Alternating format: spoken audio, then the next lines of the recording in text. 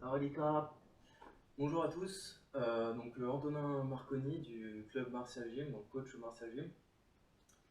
Je vous fais une petite vidéo aujourd'hui sur la posture en Muay Thai.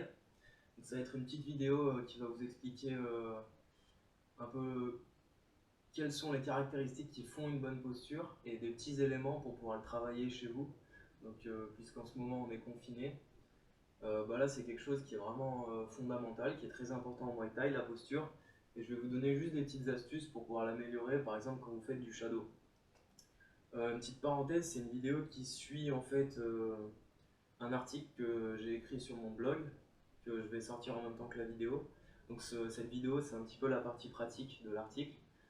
Mais si vous avez envie de lire un peu quelque chose de plus fourni, je vous invite à aller voir l'article. Voilà, pour les littéraires. Alors, ce que je dis dans l'article, en gros, sur la théorie, c'est simple.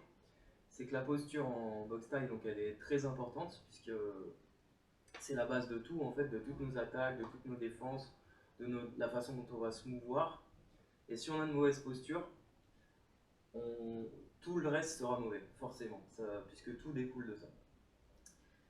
On découpe en général 3 zones dans une posture, puisque la posture concerne donc l'ensemble du corps. On va avoir le bas du corps, qu'on appelle en général les appuis, donc ce qui est en dessous des hanches. Donc ça va vraiment être notre assise, donc c'est vraiment les racines, un peu les fondations de la maison. Ensuite, on va avoir le buste, donc toute la partie des hanches aux épaules, qu'en anglais ils appellent le core, c'est-à-dire le cœur. En fait, c'est vraiment la partie qui va transmettre l'énergie qui vient des hanches, voilà, l'énergie motrice. Donc elle va être très importante aussi, cette partie. Et enfin, on a tout le reste, donc les épaules, les bras, la tête, la nuque. Et donc là, en fait, ça va être la garde, hein, tout simplement, ce qu'on appelle en boxe la garde. Donc, ce qui va nous protéger et nous permettre d'agir avec nos mains, voilà, de frapper, de saisir, tout ça. Voilà pour la base théorique. Alors, le meilleur moyen de travailler sa posture, en fait, vous vous doutez bien que c'est pas un exercice qu'on va faire. On va pas passer 45 minutes à travailler notre posture comme ça. Ce sera un peu chiant, même si on pourrait, hein, mais... Par contre, il faut la travailler tout le temps. Et donc, le premier conseil que j'ai à vous donner, c'est quand vous faites votre shadow, par exemple, votre shadowboxing, d'abord, avant toute chose, mettez-vous en place correctement et ayez une bonne posture. Revoyez votre posture à chaque fois. Même si ça fait 10 ans que vous faites de la boxe thaï, c'est pas grave. Revoyez votre posture. Donc par exemple, une séance assez classique, vous allez faire de la corde à sauter ou un footing, on va dire un cardio léger pour démarrer la séance, se mettre en route. Et ensuite, vous allez faire votre shadow. Alors, tout d'abord, il y a des petits exos que moi je vous conseille de rajouter, parce qu'on a tendance trop souvent à passer du footing au shadow. Des exos qui vont vous aider à améliorer la posture. Alors, ça va être des exos tout simplement de mobilité. Donc, par exemple, on va pouvoir faire des exos au niveau des hanches pour ouvrir les hanches, décontracter les hanches. On va pouvoir faire des exos, voilà, ça craque au niveau de la colonne, puisque c'est un mouvement qu'on va beaucoup travailler quand on va envoyer les coups de pied. Une alternative, c'est celui-là, hein, qui est pas mal parce qu'il étire en plus les ischios et il va vous échauffer un peu les bras. On peut, un peu comme dans le Ramway, venir ouvrir les hanches, pareil pour échauffer les articulations et avoir plus de mobilité en fait. Et avoir plus de mobilité, ça va forcément impliquer des meilleurs mouvements et une meilleure posture. De même, on peut faire du travail en proprioception. Donc proprioception, c'est, on va dire, c'est la perception qu'on a de son propre corps. Et donc, vous vous doutez bien que c'est très important, c'est la base de la posture en fait. Comment je peux avoir une bonne posture si je ne sais pas comment je suis positionné? Donc, déjà, la première chose à dire, c'est en regardant pour les débutants. N'hésitez pas à regarder de temps en temps, voir comment vous êtes positionné pour contrôler. Mais sinon, l'autre moyen, c'est d'améliorer votre proprioception. Et ça, il y a des exercices très connus. Tout ce qui est en fait gainage, équilibre, ça va renforcer votre proprioception. Un truc que j'aime bien, c'est ces choses-là, là, des espèces de... Je sais plus comment on appelle ça. Si vous avez le nom, vous pouvez me donner, j'ai perdu. Où on va pouvoir se mettre en équilibre et ça va travailler la proprioception de toute la... Enfin, soit des deux jambes, voilà, je vais fléchir un peu, je travaille là. Soit d'une jambe, il y a plein d'exos à faire avec ça, je vous laisse regarder. Voilà, et tout ce qui est gainage, ça vaut le coup de faire 5 minutes de gainage après son footing parce qu'on va vraiment réveiller son corps et tous les petits capteurs en fait qu'il y a dans son corps. Et c'est ça qui nous améliore notre proprioception. Voilà, donc meilleure perception de son propre corps, meilleure posture.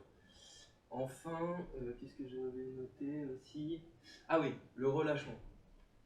Donc si vous avez lu l'article, vous saurez que les 3 points qui me tiennent à cœur quand on parle de posture, c'est l'équilibre, le dynamisme et le relâchement. Donc on va voir les 2 autres un peu plus tard, mais déjà pour préparer, pour être bien relâché en fait après votre footing, votre gainage, tout ça, vous pouvez ajouter quelques exos pour vraiment vous décontracter. Donc ça peut être juste relâcher les mains comme ça, relâcher les pieds comme ça. On peut venir s'enraciner au sol, gainer le tronc et juste venir pivoter pour relâcher les bras. On peut venir relâcher les bras pareil, jambes et tronc gainés. Et juste, je vais essayer de ne pas péter ma lampe. Juste envoyer un bras comme ça, tout relâcher. Voilà, et ça c'est que une fois que vous êtes échauffé, hein, bien sûr, parce qu'il faut éviter de le faire à froid. On peut venir ici.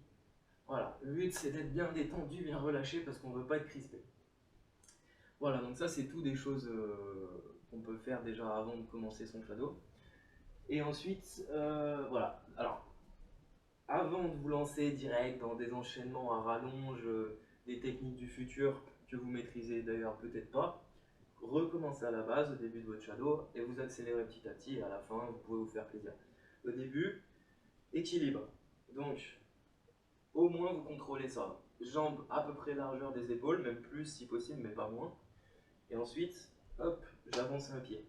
Ça c'est plus pour les débutants qui ne savent pas se placer, mais ça fait jamais du mal de le rappeler. J'espère qu'on voit mes pieds à la caméra. Donc voilà, déjà si j'ai des pieds largeur d'épaule, un pied devant l'autre, je suis pas mal. En général, le bras fort, la jambe fort derrière. Les jambes légèrement fléchies, ok, on ne veut pas avoir les genoux complètement déverrouillés, les jambes droites. Le fait d'être fléchi, ça va descendre notre centre de gravité. On va venir être en appui sur nos cuisses et ça va nous donner un bon équilibre. Voilà, donc déjà ça nous assure à peu près qu'on a un équilibre correct. Ensuite, donc ça c'est pour l'équilibre. Pour vérifier qu'on a un bon équilibre, qu'on a une bonne posture, on peut demander si on a un partenaire par exemple, de nous pousser tout simplement, pas trop fort, hein, c'est juste pour tester, main paume ouverte sur le torse. Et en fait si on chute facilement, c'est qu'on a un mauvais équilibre.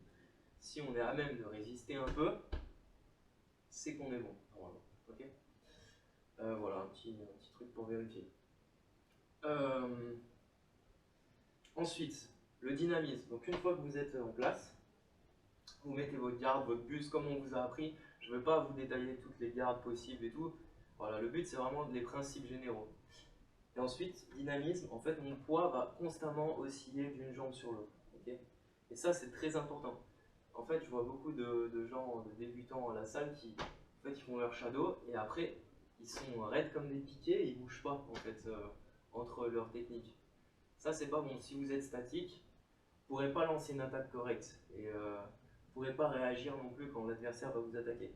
Donc toujours, vous êtes toujours en mouvement, voilà, légèrement. Alors ça peut être très exagéré, voilà, on peut voir des combattants qui exagèrent beaucoup, ils vont même chercher en fait un peu la feinte en avançant leur buste à chaque oscillement, ou ça peut être juste tout léger, peu importe.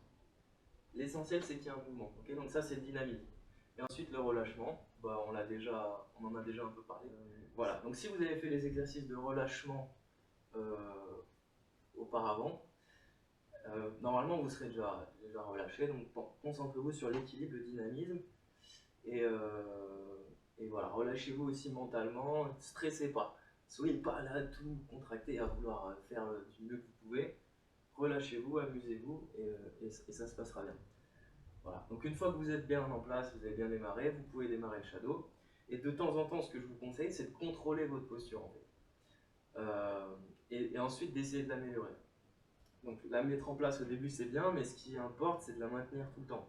Après avoir attaqué, il faut toujours se replacer et revenir dans la posture de base. Donc essayez de faire attention à ça. Pour l'équilibre par exemple, je vous conseille d'utiliser beaucoup de blocage avec les tibias parce que vous saurez très rapidement si vous avez un bon équilibre ou pas. Okay, et particulièrement en combinant avec des techniques. Donc je suis là, je fais mon shadow, j'envoie gauche-droite, je reviens et boum, je dois pouvoir bloquer tout de suite. Et même tenir mon blocage légèrement en l'air et redescendre. Et tout de suite, dès que je redescends, le dynamisme à nouveau. Je suis pas statique, ok? Et j'imagine un adversaire, il enverra un coup, boum, je peux bloquer tout de suite. Là, ça veut dire que j'ai un bon équilibre. Si je tombe au moment où j'essaie de faire le blocage ou que je ne suis pas assez réactif comme je le voudrais, c'est qu'il y a il y a sûrement un problème d'équilibre, déjà. Après, compliquer le truc, genre, si vous êtes déjà à un niveau avancé, vous pouvez faire par exemple, moi mon gauche-droite, je reviens, retrait du buste, je reviens et je bloque. Là, si j'ai pas un bon équilibre et une bonne posture, c'est mort. J'arriverai jamais à enchaîner tout ça. Ok, je refais, bam, bam, hop, hop, et je reviens toujours tranquille. Relâchez.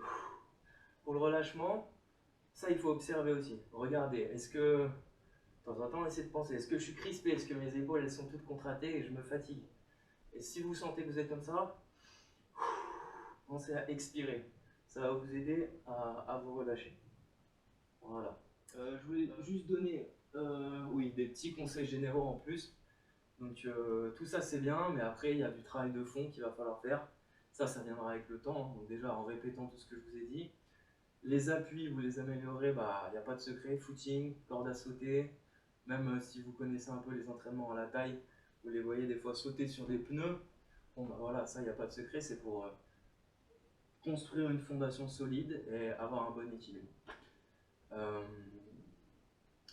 tout ce qui concerne, comme je l'ai déjà dit, le gainage, la proprioception, même la muscu de manière générale, tout le sport en fait que vous pourrez faire, ça va améliorer votre coordination et meilleure sera votre coordination, meilleure sera votre posture. Enfin, pour le relâchement, si vous entraînez beaucoup, surtout, pensez à vous étirer régulièrement. Ça va favoriser, ça va relâcher la tension en fait que vous accumulez dans vos muscles. Voilà, j'espère que je n'ai pas été trop long, sûrement un peu. Je n'ai pas l'habitude de faire ce genre de vidéo. Voilà, je vous fais une bise à tous. J'espère pour ceux qui sont du club vous revoir bientôt. Et j'espère que vous allez bien. Et voilà, bonne fin de confinement. Voilà. Bientôt on sera libre. Allez, merci à tous. Kopf und Grab.